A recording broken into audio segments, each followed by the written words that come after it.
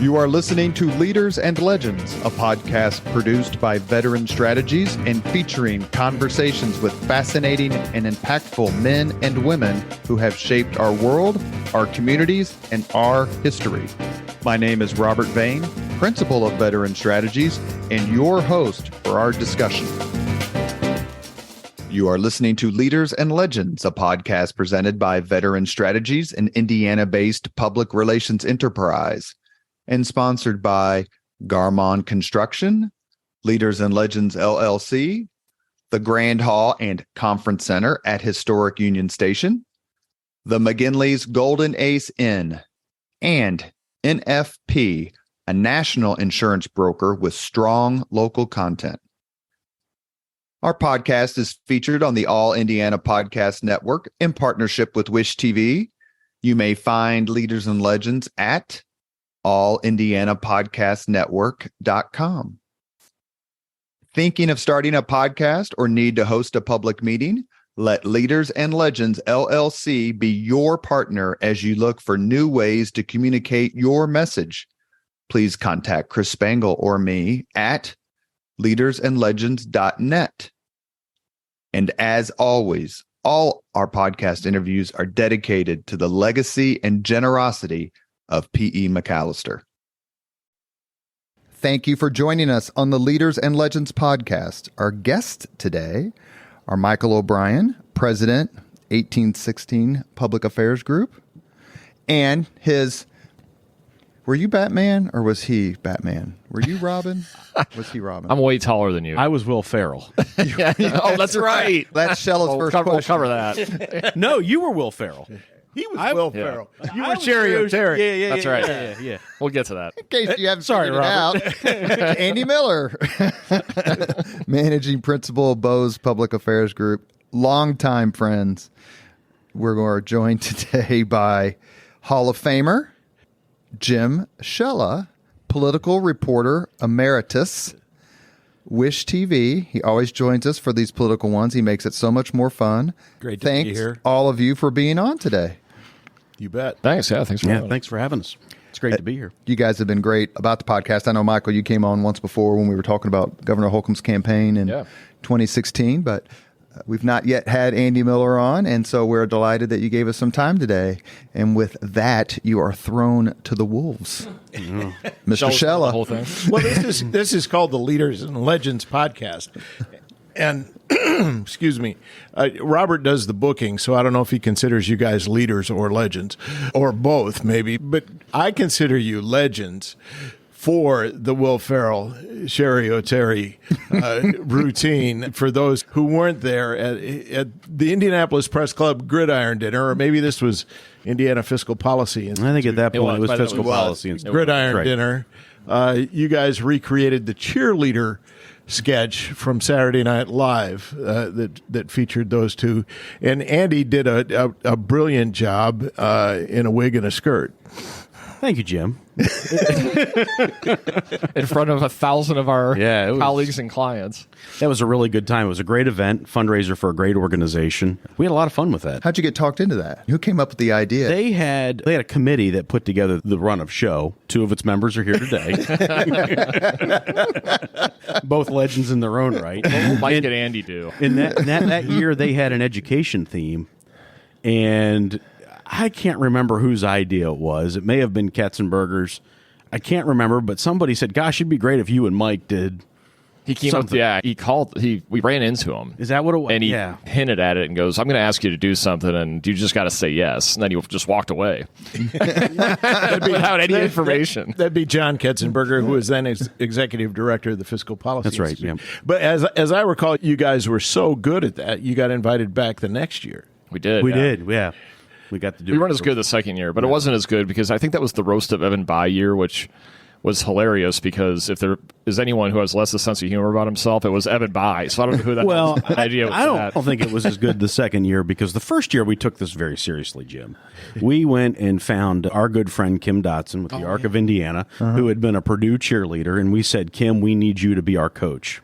All good cheerleaders have a trainer and a coach, and we spent a considerable amount of time, maybe more than we should have, during the legislative session over at the Arc of Indiana, practicing our routines, writing scripts. Kim did all of that, got us into fighting shape, and did all of that, and really... We really phoned it in the second time. Yeah, the second time we phoned it in. Well, I Thought we think, had done something. I think it's worth discussing because you're two very serious gentlemen in very serious jobs, yet you're not afraid to entertain an audience. You're not afraid to make fun of yourselves. And I think that's an element that's important in politics, It personally. reinforced what the gridiron is really about.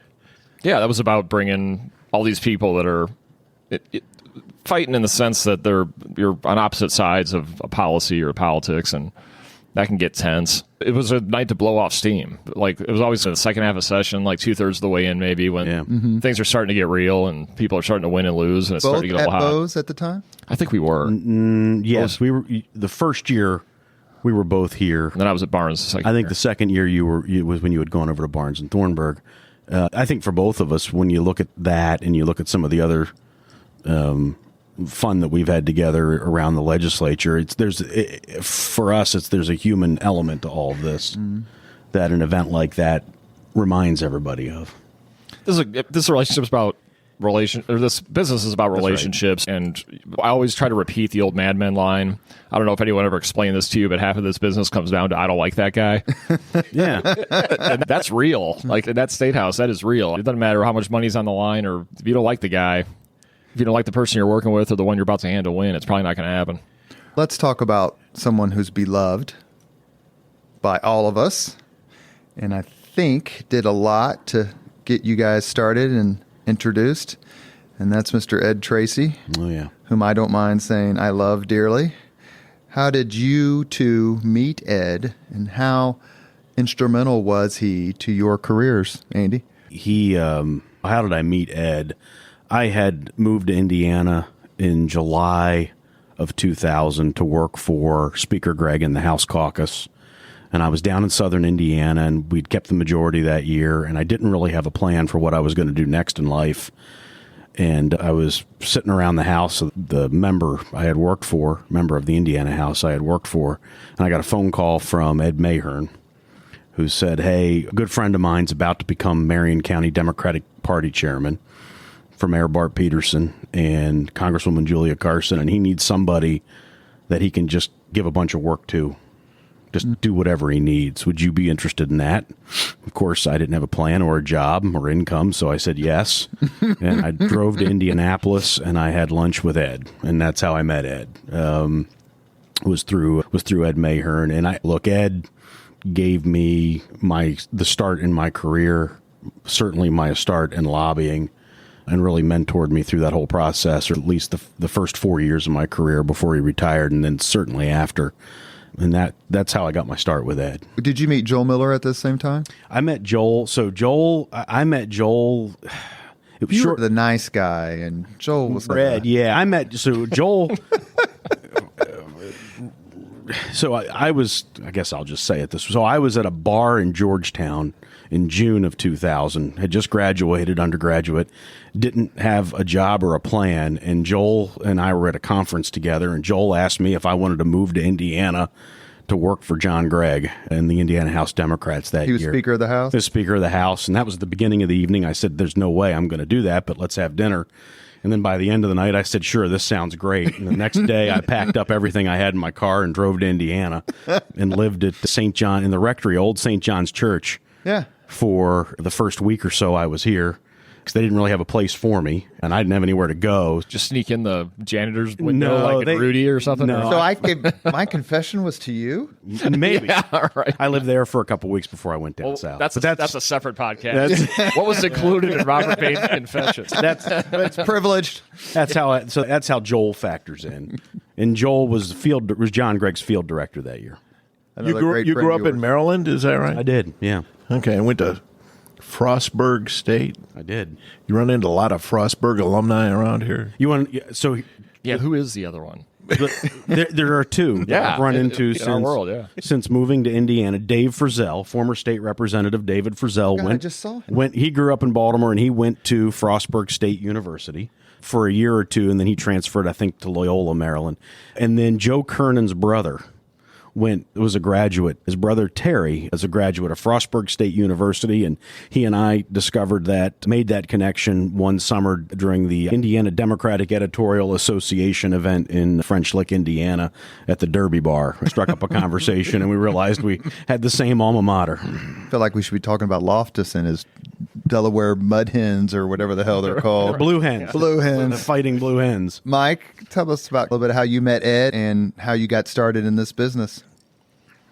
I got started in the business. I was a Senate intern my junior year in college. I'm from Illinois. I think one of the reasons Andy and I don't take ourselves too seriously is because we really have no business being here. He's from Maryland. I'm from Illinois, and here we are. But went and worked, graduated from college. I went back to Illinois and worked on a U.S. Senate campaign, and that was exactly the moment. It was like 2012 for Democrats in Indiana. It was like, oh no, we're going to be the minority forever. Yeah. And I'm 22 years old with no Democrats now running everything. And so Illinois had several Republican governors. We had a Republican governor, Republican U.S. Senator, Republican Senate, state Senate. And that was the year it all flipped. And then Barack Obama was coming on the scene to run for the U.S. Senate in 2004. So in 2002, I decided to leave Illinois and come back, just try to get back into the Statehouse where I'd done my internship while I was at IU. And wound up with a kind of an entry-level lobbying gig at the State Medical Association, which was great. I met Ed a little bit there. He represented the trial lawyers. He had a really good independent firm at that time. I don't think he had merged into Bose yet. Oh, what year would that have been? It was been like 2002. Yeah, he also had the chiropractors. He was at Bose at that point. Yeah, he had a great independent lobbying firm and then merged it with Bose. Yeah. Bose at the time, which was then it became Bose Treacy Associates. When Mitch got elected in 2004, I went and worked for him for a couple of years. That's where Andy and I were buddies. Before that, with the guys I ran around with were all Democrats because governor's office was Democratic. The House was back and forth. The Senate wasn't what it is now, 40-10. So it was a lot closer. When you control the governor's office, one thing that's now lost on Republicans, you lose the governor's office. It's not like losing a U.S. Senate seat. It's like thousands of people have to go find out how to do something else. So Democrats had the governor's office, and so all these young guys, when I came to town, like Andy and Derek Sublett and Dax Denton and Ross Wells and all these guys who we're still friends with to this day and in the business were the guys I hung out with. So when Mitch got elected, all that changed. Now all these guys, my buddies are having to go figure out what to do next and what's life going to look like. But Andy was at Bose by then, or had been at Bose then for a few years, and we worked together quite a bit in those first two sessions when I was working for Governor Daniels, including on the Cold Steel and the toll road. That's right. Which is where we really got close because that was those were such tough issues. And at the end of that first 2 years, why is everyone always meeting Ed Treacy where a lot of people are drinking? You were at a bar in Georgetown, and I was at a house party on the east side. And Ed really doesn't drink. And he pulled me aside and said, hey, I want you to come work for us at Bose. And that's where it started. And I came over to Bose Treacy later that year and spent about 8 years at Bose. You're listening to the Leaders and Legends podcast with Michael O'Brien and his good friend Andy Miller and our great friend Jim Shella. Jim, you got another question? Go ahead. A couple of just minor things. You guys both say you're in the public affairs business, but you're lobbyists. Obviously, you try to avoid that term, correct? Outside the industry. When your name's on the building, yeah. But Mike, you're a Republican. Andy, you're a Democrat, and you talk about working together. Tell me how you work together. Right now, no, when you talk about on the stadium or on the because you guys had a reputation of being the R&D team that people wanted to talk to get things done because you got along so well and were so respected over in the Statehouse. That was a terrific brand to have, especially back then. Mm-hmm. Yeah, when it was closer. Yeah, and I think a big part of that is we both approach, and maybe we share a lot of the same mentors professionally in that respect, right? There's Ed Treacy, there's Dan Seitz, there's Paul Manweiler, who all worked at this firm, and then there are many other people that didn't work at Bose Public Affairs Group when Mike was with us, that didn't work at the firm that we both have had in the same orbit and received mentorship from. So we both think about, I think that's a long-winded way of saying we both think about lobbying the same way, and we both approach it, kind of a one vote at a time philosophy. And I think that was worked well for us because it's, we one knows what the other's thinking because of that.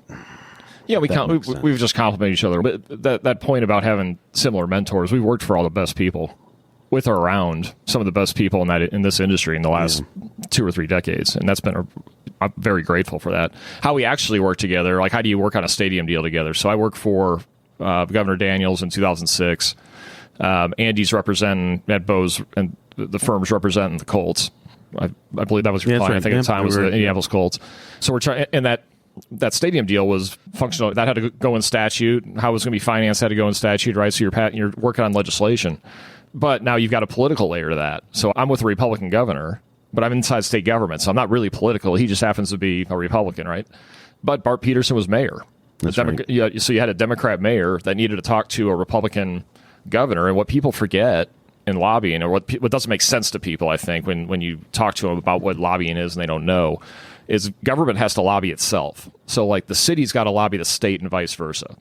And there's a political element to that. And so you want a guy wearing your own jersey doing the talking to each other. And so, of course, the mayor and the governor are talking to each other, but in terms of what's happening on the ground, how are we like dotting I's and crossing T's on an actual piece of legislation and getting legislators to support it on both sides of the aisle? He's got to go manage the Marion County Democrat delegation. I got to manage the outstate Republican delegation that at the time doesn't really care, isn't really all that interested in putting billions of dollars into downtown Indianapolis.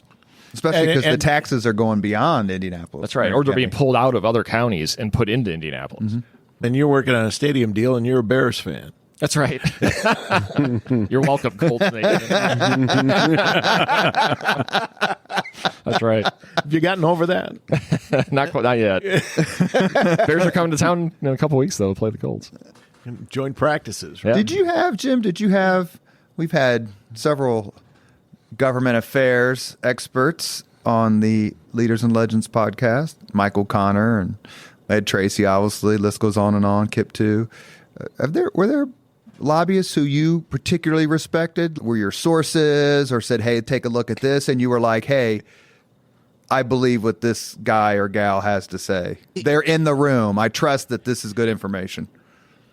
Here's my approach to covering politics and government in the Statehouse. You have to know what's going on every issue of note, and you got to know who the players are. And the players are often out in the hallway.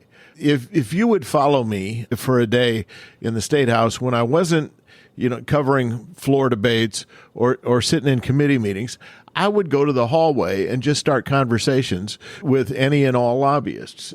Get to know them, get to know what they're working on, get to know what their point of view is, who their client is. And I can tell you, I had a competitor who thought that lobbyists were somehow verboten in terms of a reporter's source.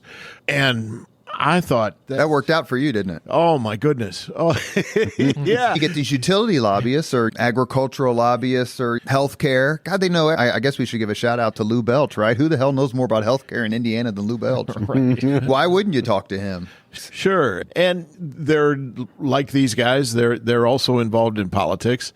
They know what's going on behind the scenes in terms of fundraising and things that you're not going to learn at a news conference. And so I would spend every idle moment talking to legislators of all stripes.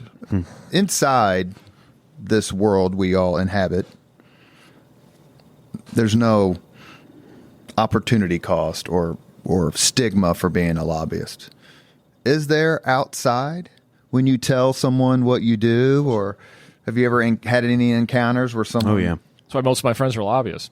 You don't have to explain? Yeah, right.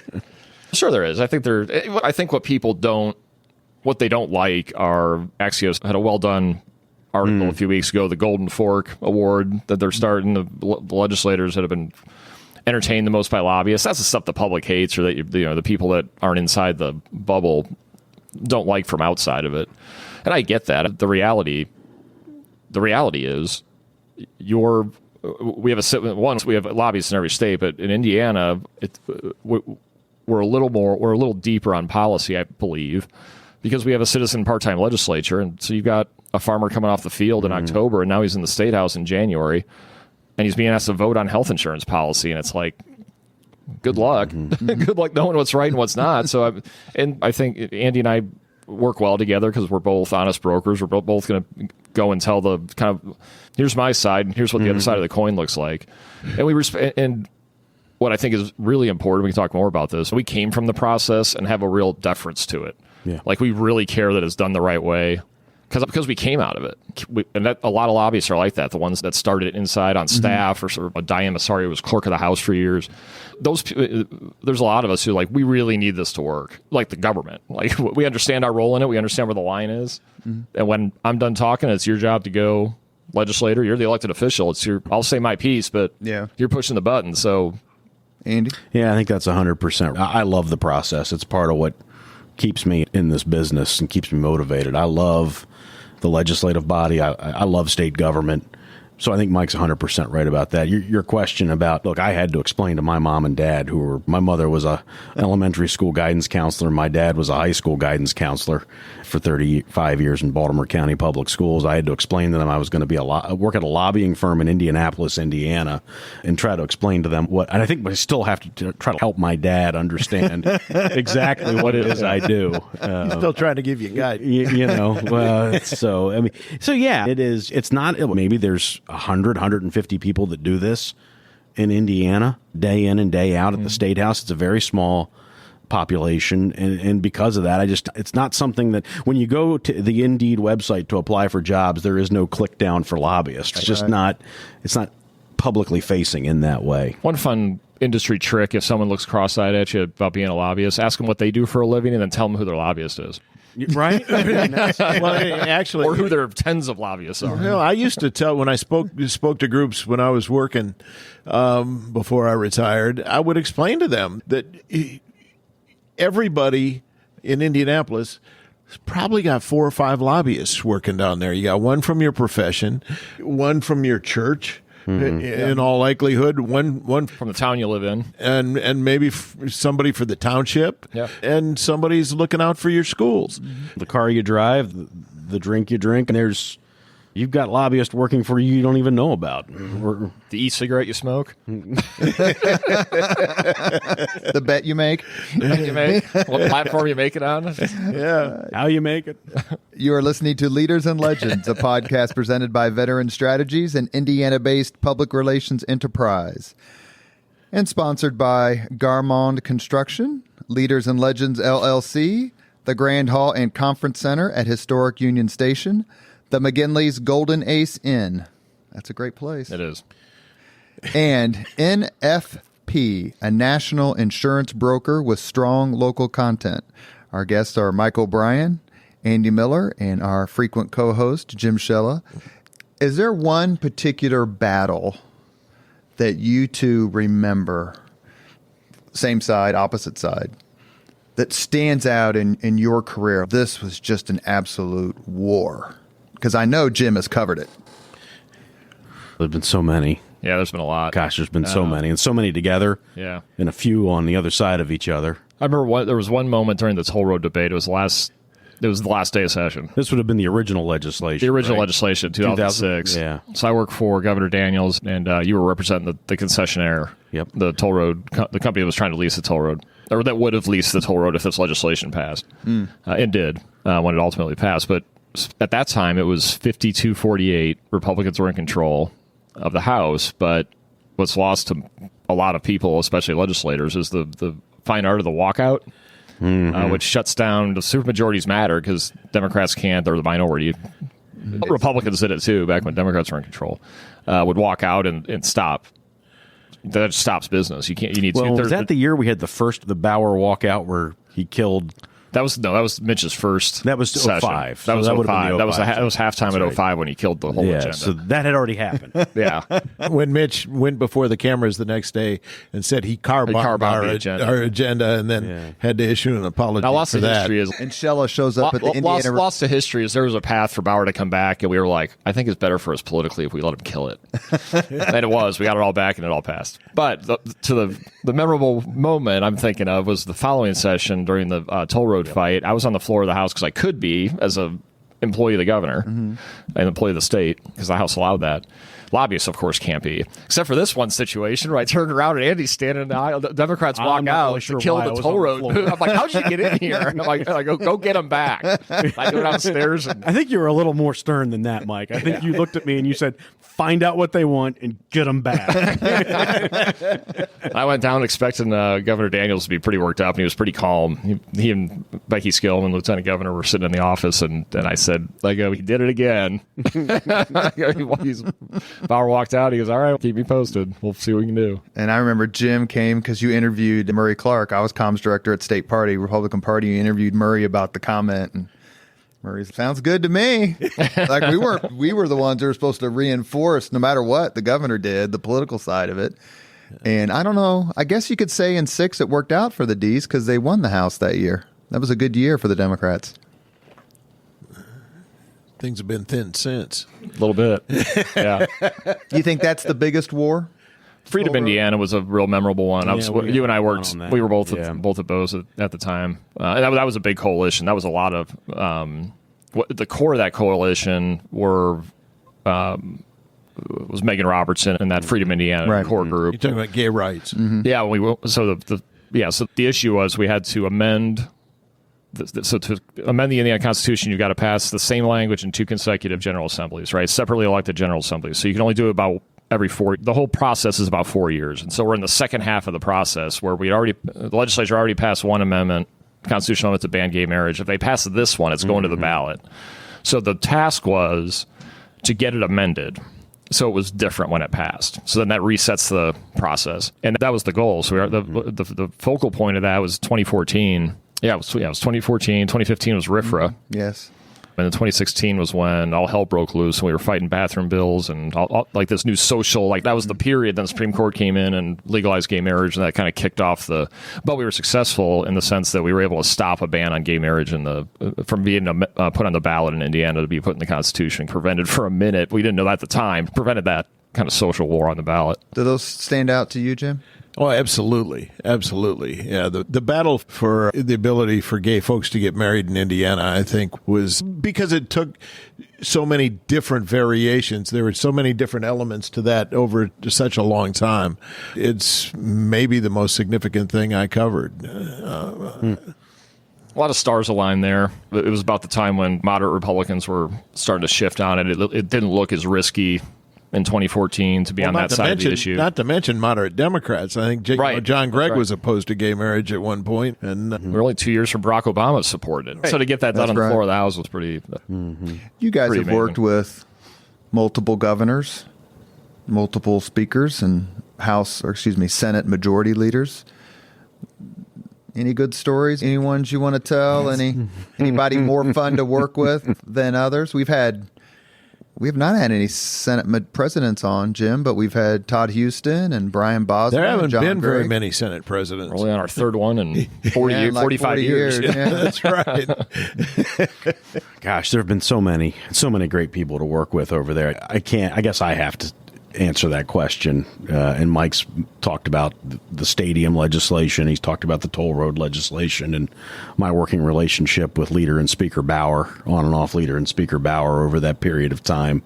There are a lot of memorable stories, Robert. I don't know how many of them I'll get into today, but there are so many memorable stories. And around the same time, David Long, when he was president pro tem of the Senate, one of my longest standing clients has been the city of Fort Wayne, and there's just was so many fun pieces of legislation that I've had the opportunity to work on through that engagement and to work with him when he was pro tem of the Senate. You don't have to divulge any stories, but let's talk about Pat Bauer a little bit. Sure. I don't know him. Sat next to him at Mass at St. John's because he used to go all the time. He was certainly, he seemed to be the perfect foil for Mitch Daniels. We've never done it this way before, sort of thing. But he also seemed to be a really smart politician. Mm-hmm. How was it for, let's say, Pat Bauer, who was not Speaker of the House when Mitch Daniels won the first time, Bosma was, and then Bauer became Speaker after 2006 election. They flipped it after you guys flipped it. What was it like to work for? What was that battle like between? Well, I never worked Daniels? for the speaker. But work alongside, where politically you're aligned no matter what's happening. Yeah, the thing about a brilliant tactician within the process, probably, I would say nobody understands or understood, maybe to this day, the legislative process like Bauer. The irony there is he was a brilliant tactician, but what he's remembered most for is the walkout to Illinois that backfired. Sure. That's right. Absolutely. Yeah, and he got the majority back in the 06 election, so 7 was the first year back in the majority, and I think that looked very different than the first 2 years of the Daniels administration. The fights were still there, but it was going into the re-elect of Daniels in the second term, and it almost felt like the relationship that time, at least from what I can remember being around, was a little more pragmatic. I feel like there was still political high drama, but things got done.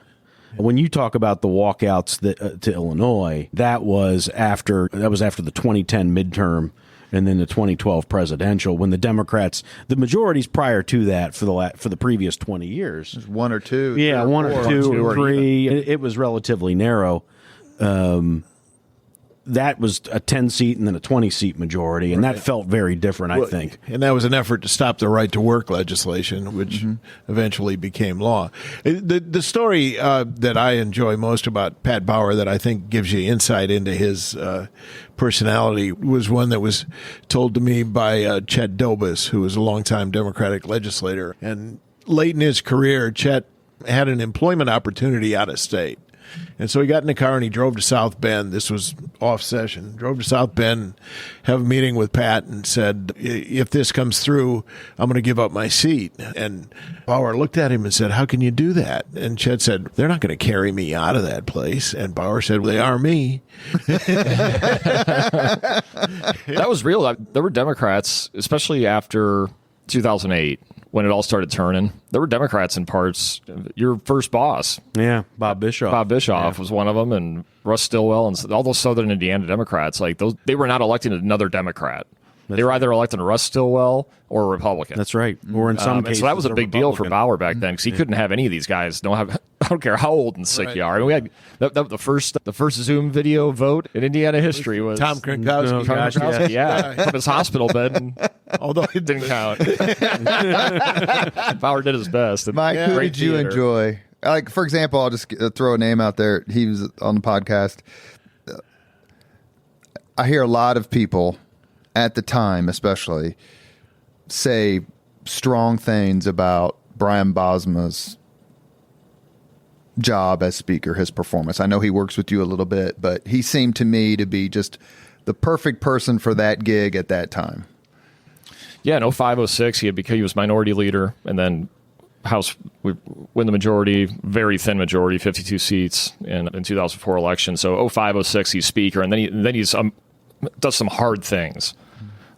Daylight saving time, leases the toll road, you name it, shutting down. The governor's shutting down BMV branches, and Mitch's approval ratings in the toilet in the 30s. Right?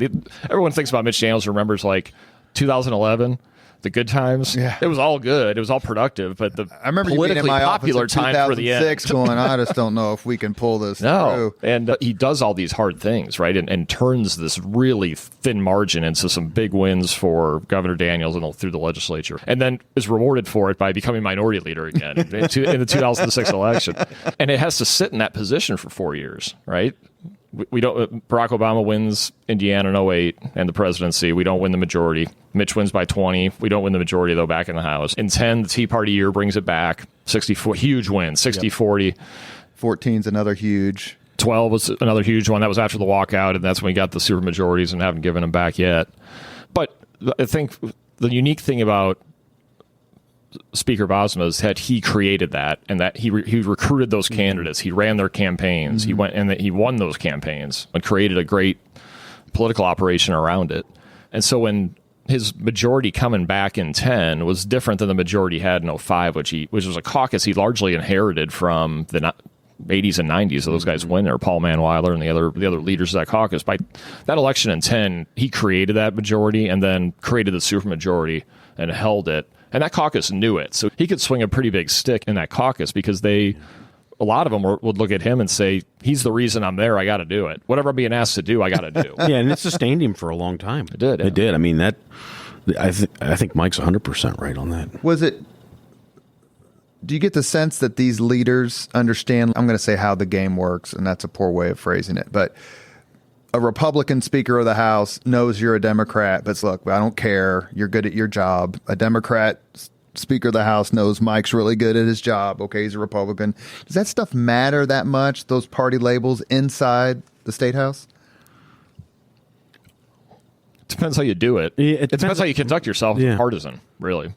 Yeah, it does. I think if you're asking leaders that we've worked with, I think Mike and I would both say that Leader Giaquinta, for both of us, has been a great friend to work with over the years at the legislature, and whether he's for us or against us on our particular issue. And you look at the position he's been in and trying to rebuild the majority. But when it comes down to working on an issue that's important to the state of Indiana, or one of our clients that's important to the state of Indiana, I don't think that partisan label matters as much. But I do think it has a lot to do with how you do it. Mm-hmm. It does. Yeah, and I do think if you're, it's not common for lobbyists to be openly partisan. We were just going to have a hard time putting all that back in the box after you worked for the House Democrats and I worked for a Republican governor. Yeah. And I was a Republican county chairman for 8 years, and on state committee I ran the governor's campaign in 6. I'm like, I'm not hiding what I'm doing out in the world. or when I go to the ballot box, what button I'm pushing. So you got to embrace that and do it the right way, and understand where the lines are. It's Phil Giaquinta is like a friend, like an actual friend, right? That someone we can deal with. But I will say, it does help. You've got to be a trusted advisor as a lobbyist. You've got to know your stuff and know your issues. Yep. You do get a bump by them also knowing, hey, this guy's also for me being here. Like he like Mike wants us in the majority.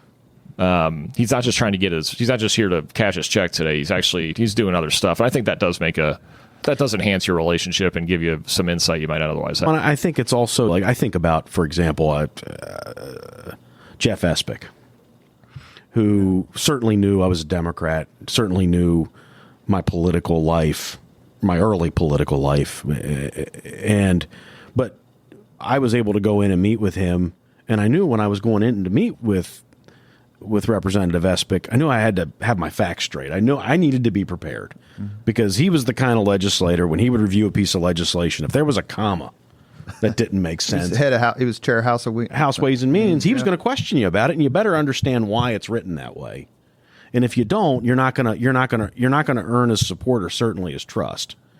And I think that's a big part of it. This is one of the great things Dan Seitz always used to instill in me, is you have to know your issues. Politics are important, relationships are important, but you have to know your issues. And it's not just on the surface. You have to read the bill. You can remember Dan teaching me how to mark up a bill and how to really go through a bill section by section and understand what it meant and how the different parts of it work together. And I can remember Dan lecturing me, this is what you have to know when you go in to meet with a Chairman Espick. And that's where you earn some of that. That's how you get beyond the partisanship. Yeah, that's right. I want to ask Mike about Indiana Week in Review, because years ago I asked you to fill in on occasion, and you just talked about keeping your politics and your lobbying separate to a degree. But on Indiana Week in Review, you're the party spokesperson. And after I retired, you became the regular Republican panelist. Is that a difficult position to be in? It's something, yeah. So there's a couple layers you got to work through. Sometimes the reason I like Indiana Week in Review is it's largely Statehouse focused, right? So it's issues I'm around all the time anyway, people I'm around, and perspectives I'm picking up. I don't have to go study a lot to be on Week in Review on a Friday. But so sometimes I'm balancing, I've got a client in that. That client watches this show. I've got, and I try when it's overt, when I'm overtly involved in something, I always disclose that. But I will say on the Republican side, being a Republican spokesman isn't what it was 20 years ago, when the White House would hand off talking points to the RNC, would hand them off to the state parties, it would distribute them to the county parties, and that's what everyone's saying this weekend. Yeah. There are no two Republicans you can put in a room on most of what we're dealing with that agree on anything. So the freedom in that, in the current times, is I get to go on and say where I think we're doing the right thing, and I say we're not. And I'm catching one way or the other, I'm probably catching 40% of the crowd. Well, and I try to do it, for what it's worth, in an affable way. No, that's why I liked having you on, because I wasn't getting talking points. I was getting honest feelings and emotions. Yeah, and we've been through it. We just talked. That's these transactional wins for Governor Daniels or Speaker Bowson that we talked about. It's good to understand we did that and we got here. There's not a lot of memory in that Statehouse anymore about why do we have supermajority Republicans. There were a lot of specific things, the walkout to Illinois, specific things that happened, lose the majority in 06, that happened that put us in where we are right now. And there's not a long memory on that for a lot of people. So I hope what I bring to that is also a little historical perspective. And, hey, I know why we're doing this, because there's what we did before, and we're building on that. You're listening to the Leaders and Legends podcast. Our guests are Mike O'Brien, Andy Miller, co-host Mr. Jim Shella. I hear this a lot, and I don't know whether you will agree based on your party affiliations, but I'll say something, and you can just say whether you agree. Fair, Andy? Maybe. Supermajorities are bad. I agree with that. Mike? I think they've become bad. Early on, the supermajorities delivered right to work. They delivered like big things, like big ticket items for Republicans. Back in the day, if you had 52 seats in majority, you got 4 Republicans sitting in Lake County are voting for right to work. Get out of here. Are you kidding me? So I think the supermajorities have created, the lack of competition has created this sense in the Statehouse that there's really nothing we can't do, which has turned into there's really nothing we shouldn't do, right? Yeah. My problem question with for it, you, Jim, is I was going to ask you, are supermajorities fun? No, and they're not good, I don't think. The biggest problem I have with supermajorities is that all the meaningful debate takes place in caucus, in private. My experience has been that the Republican supermajorities go away for long caucus meetings, and everybody gets their emotion out, gets their arguments out, and they come back, and there's hardly any floor debate. And so if you're trying to clue the public in on what the discussion is here, there's no discussion. Andy, when's the last time you did for in your role right now, in our roles, when's the last time you did an actual floor count? A hard, I need to know if I've got 51 votes kind of floor count. I did a couple last session. We used to do them all the time. Because we had to. We didn't know. Yeah. They'd walk out of caucus and we were constantly pulling people off the floor. And you come out of caucus anymore, you need people in that room advocating for whatever you're working on. I guess I'll say this. It's changed the way you lobby. But hasn't technology has changed the way caucuses? People are texting you from caucus now, right? That's changed quite a bit. Look, the information flows through the Statehouse.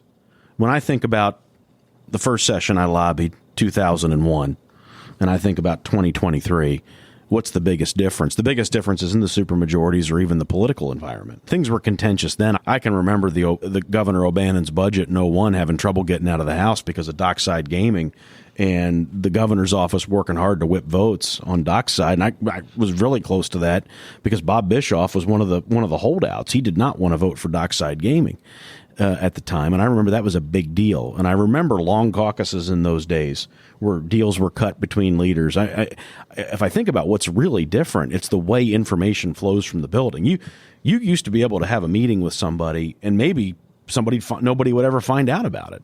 You have a meeting with somebody today, and everybody knows about it. A deal gets there's an agreement on a piece of legislation, and it's presented in caucus. It's out, and as lobbyists, we have to keep up with all of that because a lot of times information gets back to our clients before we know it.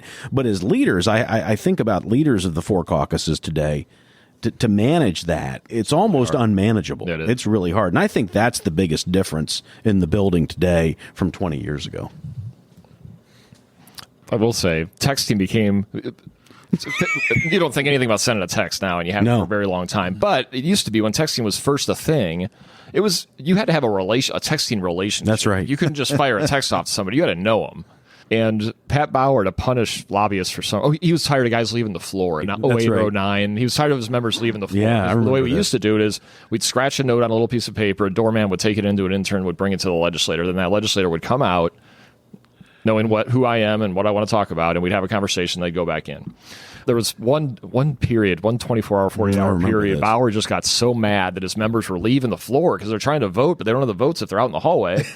And so he took the notes off the desks. That didn't stop the lobbyists from communicating with the legislators. We just started texting, and we never looked back. The notes the notes have never been the same since. Jim, what would be your answer to that?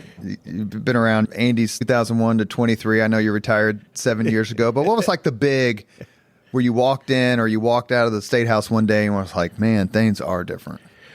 Technology has changed everything, and technology affected the way we reported on it.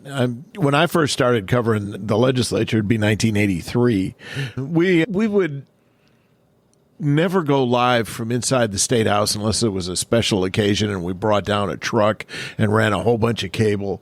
And by the end, we had a transmitter in the dome and cables run down to the fourth floor, and we could go live at a moment's notice. We could even go live from our basement if necessary. We would feed video back from our basement office.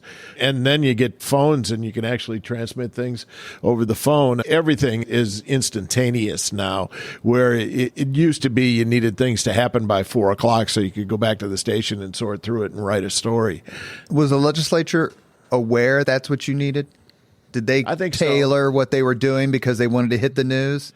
Oh, yeah. Yes. Oh, I mean, absolutely. I can remember. Absolutely. And we were talking about the first vote to legalize gay marriage in Indiana happened at 6 o'clock. You think that was an accident? Or quorum call. The thing I remember, Jim, is quorum calls. On walkouts in the early days, quorum calls would be strategically targeted for 5 o'clock, so you guys could go live from the balcony while half the room's empty while a quorum call's going on.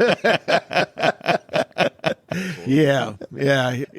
There was never any coordination between leadership and the media, but everybody understood what was going on. Media offices knew they're going live at 5. The news starts at 5. It might as well be us with a half-empty chamber. Yep. We talked about mentors. We got a few minutes left before we get to the 5 questions. Andy gets to do the 5 questions. You can do it too, even though you did a couple years ago. Your answers may have changed. That's right. Not my first job, but yeah, that's right. Your first concert. Yeah. Who are some folks in your business you admire? Could still be working today. Not mentors. No offense to the generation before. That we've already talked about them a little bit, but Andy and Mike, who are like, man, he or she is really good at what they do. Yeah, I admire so many of our colleagues over there. I feel like I've been blessed because I've had so many people invest time in me for mentorship, and I've talked about, all of them are retired now, but Ed Treacy and Dan Seitz and Paul Manweiler of current lobbyists. I think of Joe Loftus as somebody that's played a pretty big role in my career, taught me a lot of lessons over the years, somebody that I admire that's doing this. And then I admire Mike. I admire what he's done both as a lobbyist in practice, as a practitioner of the craft, but also the entity that he's built on his own. I think about Matt Bell and some of these folks that have built firms from nothing. And I admire that kind of entrepreneurship. But there are so many. I could sit here all day and probably go through the lobbyist Rolodex and say something about everybody. We just had Lisa Dietrich and I admire both of them very much. Sorry, you talk about them for just a minute. You've known them for decades. I did. Lisa and I. So I first met Diane when she was working for Speaker Greg at the time, and then of course when she was clerk. And Diane is just she's a presence that's always there. And you just know that she's there. And I've had a couple major events in my life, both professionally and personally.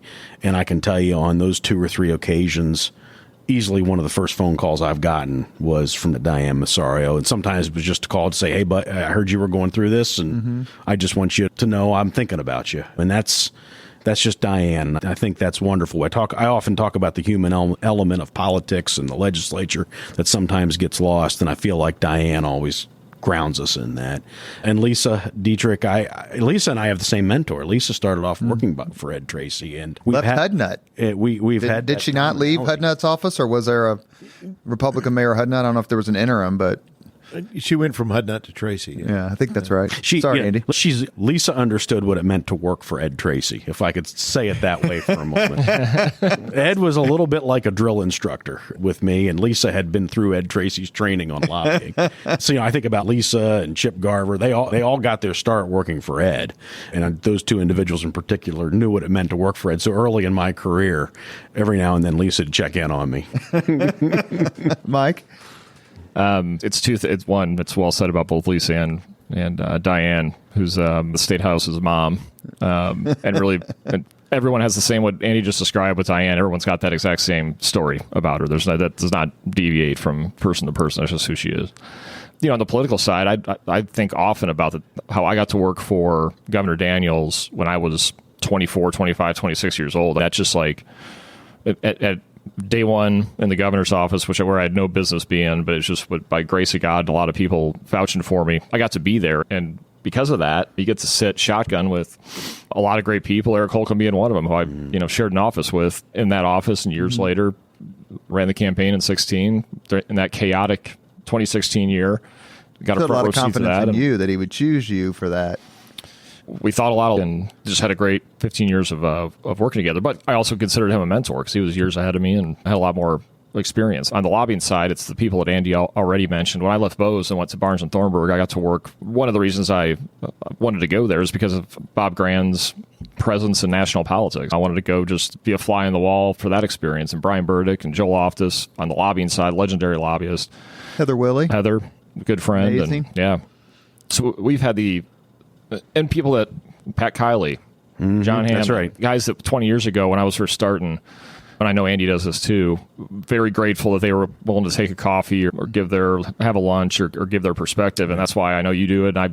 There's not a coffee request or a, hey, how'd you get to where you are from an intern, that opportunity to visit with them or go talk to a Indiana leadership class or any of that, to go talk to young people and help We them. had this conversation though without mentioning Kipper V2. Where the hell certainly would you Kip all too. be without? We all love Kip. Well, and I guess I don't want the moment to pass without saying his name, because I do think of him often as Mark Cahoon, who was a career lobbyist for the Indiana Manufacturers Association. Worked for Pat Kiley? Yeah, Mark worked for Pat Kiley. Mark passed away about 10 years ago, and Mark had a huge impact on me. As I can remember showing up at the Statehouse not knowing what I was doing, and Mark seeing that, and Mark just saying, hey, who are you? Where'd you come from? Let's go to lunch, and it just took off from there. Freddie Garver was one of those guys. You're right. We could sit here all day and talk about. They're not. There's not hundreds of great people, but there are 20 over the years that are just. They're either characters. They check both boxes, like an Ed Treacy, where they're just like one of a kind characters and also great. But they do. Last question before we get to the 5 questions. You both have run campaigns. The Republicans are in the ascendant statewide. We'll stay statewide, perhaps, or maybe we can interject Indianapolis since we're coming up on a mayor's race. Have a deep understanding of politics, what it takes to win.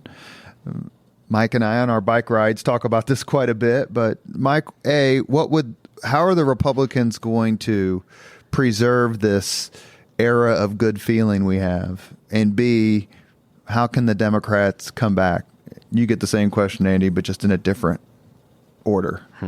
I've had this conversation with people who ask, mostly on Week in Review, when we're musing about whether Diego's going to win, and what I've tried to draw a comparison that is common in political circles about banging on Illinois. It's like a sport over there to talk about how bad Illinois is.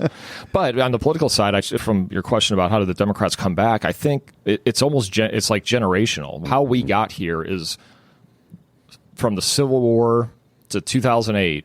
There were Democrats south of US 40, or voters south of US 40 that voted Democrat.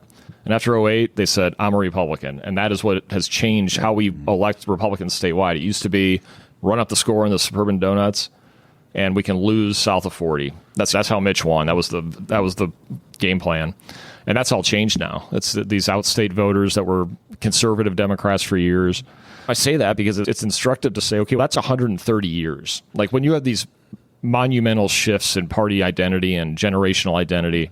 And that is tracking what happens at the national level, right? We're not in this environment nationally where we have these blended states. Maybe you've got Florida, Pennsylvania. We're elected presidents in 6 counties in the country, right? So, right. So how we're but there are a lot of factors that feed into that. The fact that you've got suburban Louisville spreading into southern Indiana and suburban Cincinnati. These are suburban voters where there used to be rural voters. And national politics are impacting these races more than they ever have. I think you can't really separate a U.S. Senate race anymore from the national environment in a state like Indiana. It's really hard for a Democrat to come in and differentiate themselves from whatever Chuck Schumer was talking about. You can still do that in a governor's race. I still do believe that if you have because I think voters in Indiana still think about that race differently. Mm-hmm. Let's give Andy a few more minutes to think. Jim, what would be your prescription for the Democrats? And we're not banging on them. It's just even the last 16 years, it's been the Democrats. When I started in politics, the late 90s, mayor of Indianapolis, attorney general, 1 Senate seat, House majority. I think they even may have had a majority of we had just Congress. gotten the mayor's office, But though. in the mid-'80s, in the mid-'80s, the Democrats were in almost as bad a shape as they are now. And Evan Bayh came along and he almost single-handedly changed their fortunes. He and the people who came with him, Joe Hogsett and Jeff Modisette. And first of all, Bart Peterson. Yeah, I think you need a leader. You need and/or leaders. The other way they can come back, if you look to Indiana history, the other time their fortunes changed dramatically was after Watergate. And I think Donald Trump has the ability to help Democrats out a great deal here and elsewhere. Clearly, I should have asked what the questions were before we did this. Either that or you or Spangle, somebody forgot to send them to me. I just came up with this question. This is really... You're in a situation where you know and have worked with the top Democratic leaders for the past 20 years. You know what leadership looks like. You know what state politics is like. I think, Robert, I just had a conversation earlier this week was part of a group that talked about the birth and rebirth of political parties since the Civil War. For the Democratic Party, I think nationally, and I think in a lot of ways, we are figuring out who we are in this new realignment that Mike talked about. And Mike's right. I remember the year I worked for the House caucus. I lived in southern Indiana, worked for Bob Bischoff that year, State Representative Bob Bischoff. I can remember half the Democratic caucus being endorsed by the NRA, having an endorsement from Indiana Right to Life, and having a worse voting score from the ACLU, or Indiana Civil Liberties Union, than the Republicans. And it would look totally different today, right? It does look totally different today. Things have really changed over the last 25 years. So I think in a lot of ways, the Democratic Party, both statewide and even locally, is trying to figure out where it goes from here. And with this new coalition, the new fusing of forces on our side on the Democratic side of politics. I think Jim's partially right. I think it takes a leader. I think it takes a uniter to bring everybody together. It can also take a cause. It can also take a major issue. I don't know what that would be today. But I do think there is something to this change in central Indiana that's taking place. I think it's more than central Indiana. I think I'll just call it an urban and suburban Indiana. If you think of the coalition that Mike talked about, south of 40 it was a rural labor coalition that was aligned with the Indiana Black Legislative Caucus that made up the majority, the 53-seat majority in those days. So I think we're talking about an urban-suburban coalition and how that works together and what that looks like, and we're gonna see around central Indiana how Democratic the collar counties around Marion County have become. And for the Republican Party, I think there are just as many challenges today. I know it's an era of good feeling on the state level, but there are divisions that you all are wrestling with.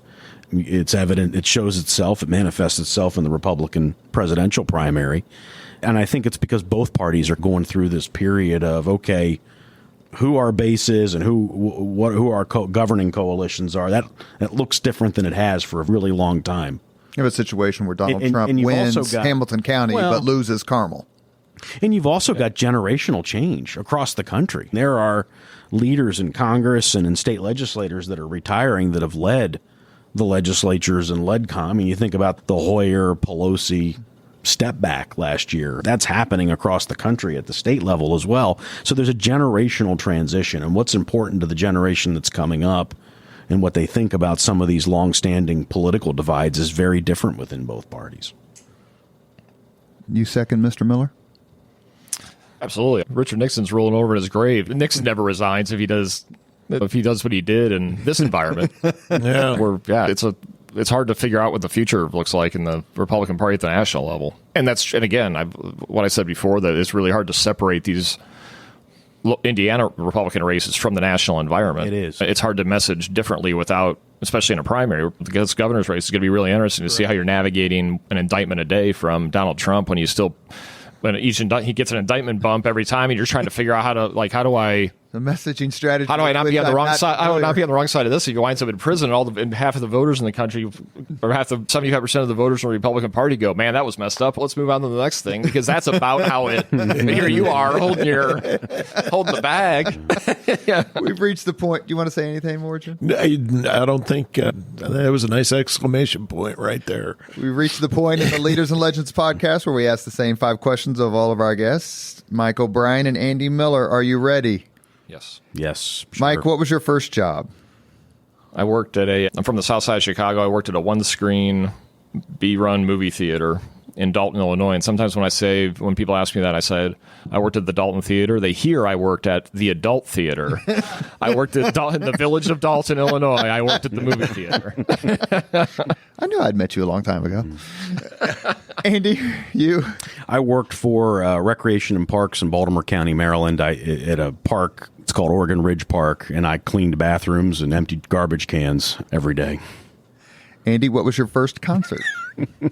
My first paying concert, because that park has a concert venue. It's the summer home of the Baltimore Symphony, and that would have technically been my first concert. My first paying concert where I paid and bought a ticket was to a band that nobody in this room's heard of. It's a local band called Crushing Day that plays around the Baltimore area, and there was a bar in Padonia Station in Baltimore County where they were playing a teen night or something like that. It was an under 21 night, and I bought a ticket and went to that. That was my first concert experience. What was your first concert where anyone would have heard of them? Oh, gosh. I think I went to a George Clinton concert was maybe my first concert. Oh, man, he's coming to town. He's coming to town. Rock the Ruins.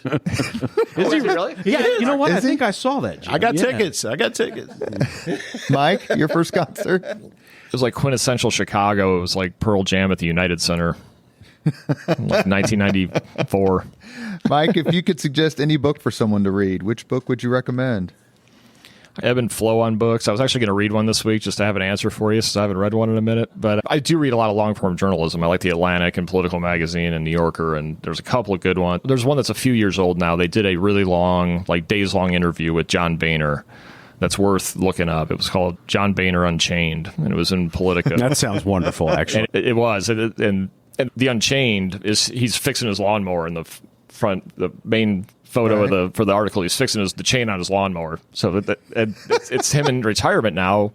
It's the lessons of that caucus, of that House Republican caucus, are relevant today. When he was the radical who came in, who rose to the speakership, and then got the new radicals came in from behind and made him the establishment. And that's happened all over again. But it's a fascinating perspective on how this cycles.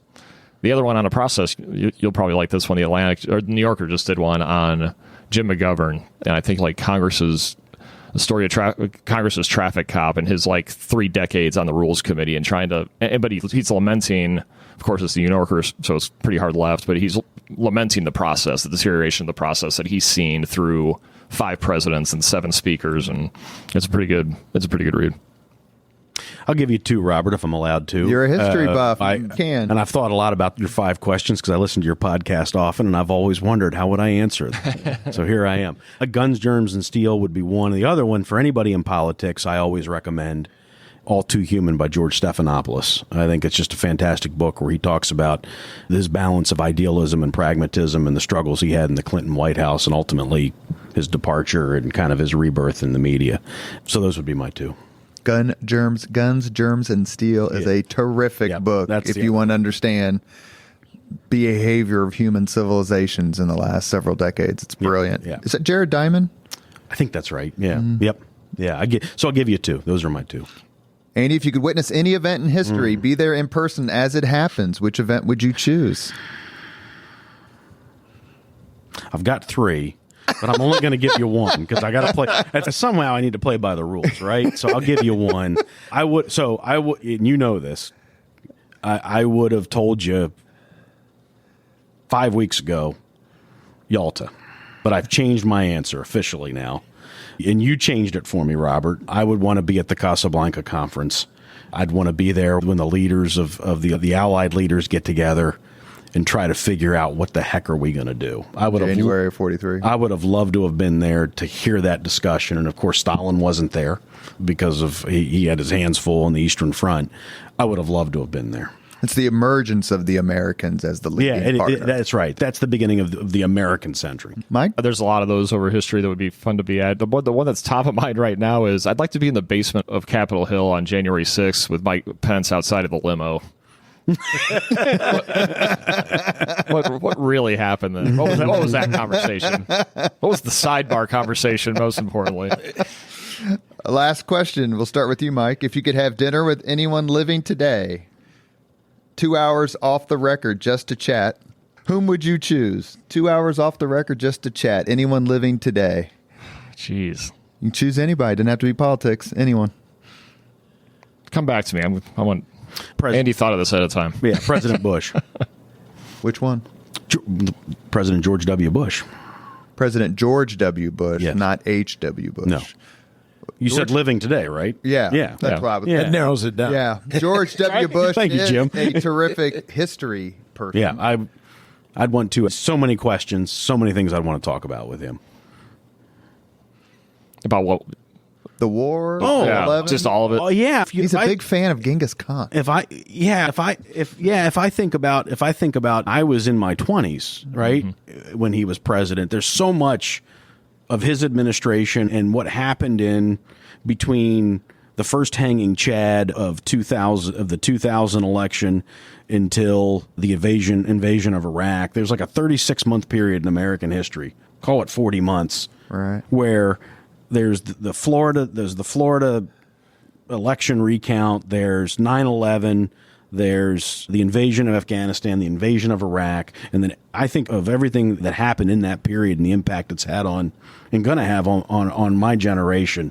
I'd absolutely want 2 hours with George W. Bush. And in addition to the history and all the Growing up with yeah, that. yeah. Probably the second. I think I'd really enjoy that. Yeah, owning a baseball team. He's probably the second most frequent answer to that question. Barack Obama is probably still number one. Wouldn't you say, Chris? Mike?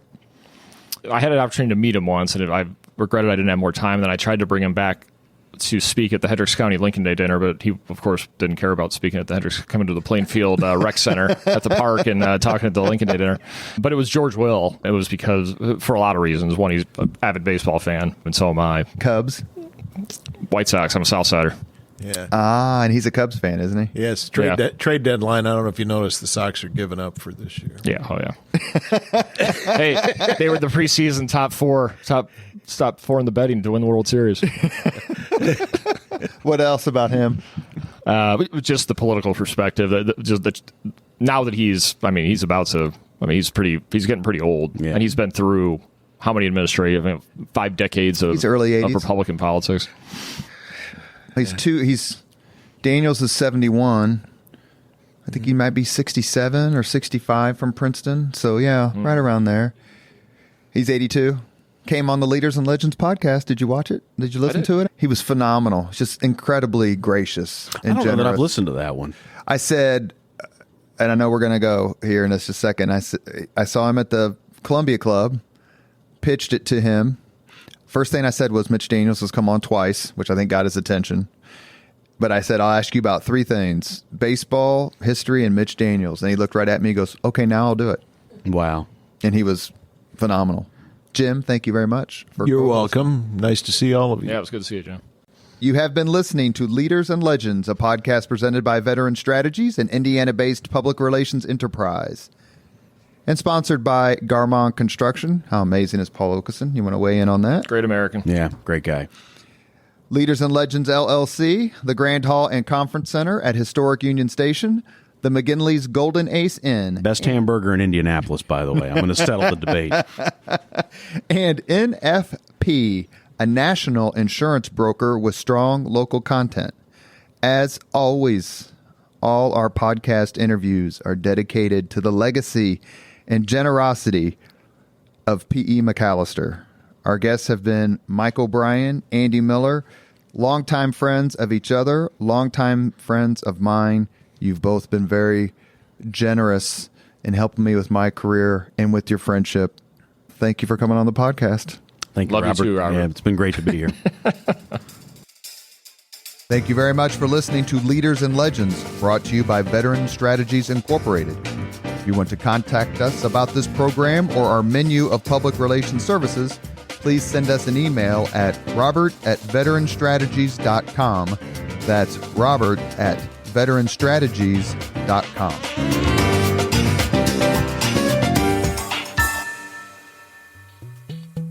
This podcast was produced and edited by Chris Spangle and Leaders and Legends LLC. If you're interested in starting a podcast or taking yours to the next level, please contact us at leadersandlegends.net.